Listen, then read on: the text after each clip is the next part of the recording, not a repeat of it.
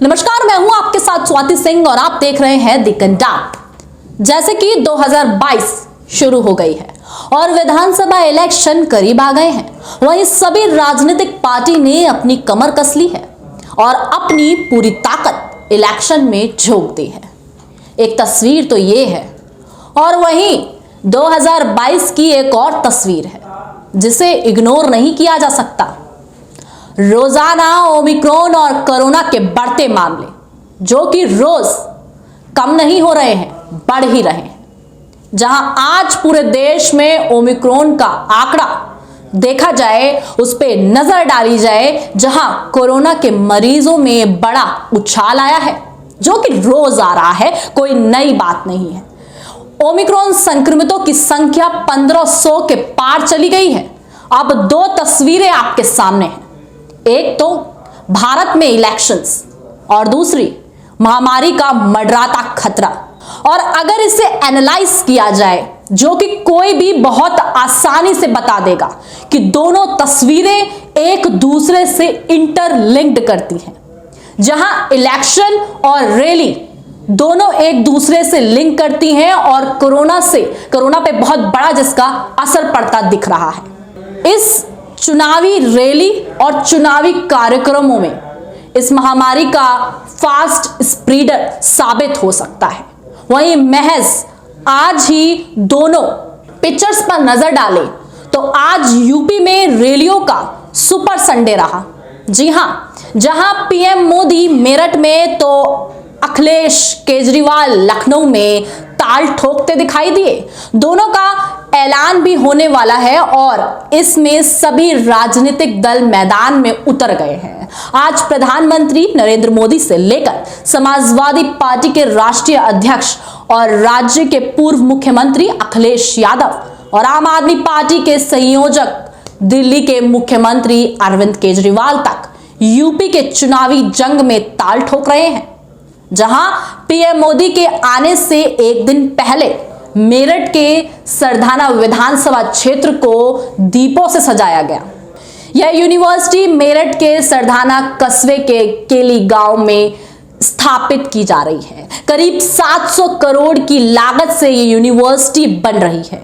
ये सारी बातें सही हैं, ये सारी बातें बिल्कुल सही हैं कि शिलान्यास किया जा रहा है, रैलियां निकाली जा रही हैं, लेकिन क्या इन सब का समय सही है?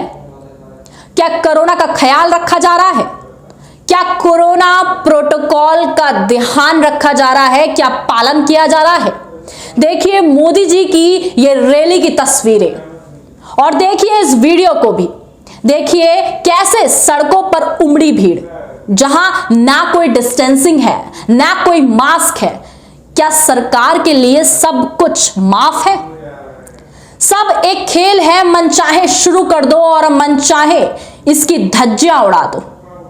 एक कहानी आपने सुनी होगी कि कौओं की शाम को पंचायत होती है कि कल से हम में से कोई भी गंदा नहीं खाएगा, लेकिन सुबह होते ही सभी काव काव करने लगते हैं, यानी जिसको जो मर्जी है वो करे। ये कहानी तो बिल्कुल सही साबित हो रही है हमारे देश के नेताओं पर, जहां सुबह सुबह तो खुद फरमान जारी करते हैं, भीड़ इकट्ठा करते हैं और शाम में देश को संबोधित करते हैं। आम आदमी को 2 गज दूरी, मास्क है जरूरी और सरकार को कुछ जरूरी नहीं है, वहीं सिवा अपनी कुर्सी के। वहीं सरकार ये ढोंग क्यों करती है और ये ढोंग क्यों कर रही है जब वो खुद उसका उल्लंघन कर रही है? जहां दिन में कोरोना फैलाओ और रात में डिस्टेंस बनाओ, जहां बेमतलब की भीड़ पर लाठियां बरसाओ, क्योंकि भीड़ जमा करने का हक सिर्फ सरकार का है। आपको बता दें कि आज जहां पीएम मोदी की रैली संबोधित की गई, जहां शिलान्यास करे गए और मोदी जी मेरठ में गए, वही मेरठ, वहां कोरोना की क्या अपडेट है? मेरठ में कोरोना के 81 मामले हैं और मामले बढ़ते ही जा रहे हैं। यह बहुत सीरियस स्टेज है पूरे देश के लिए।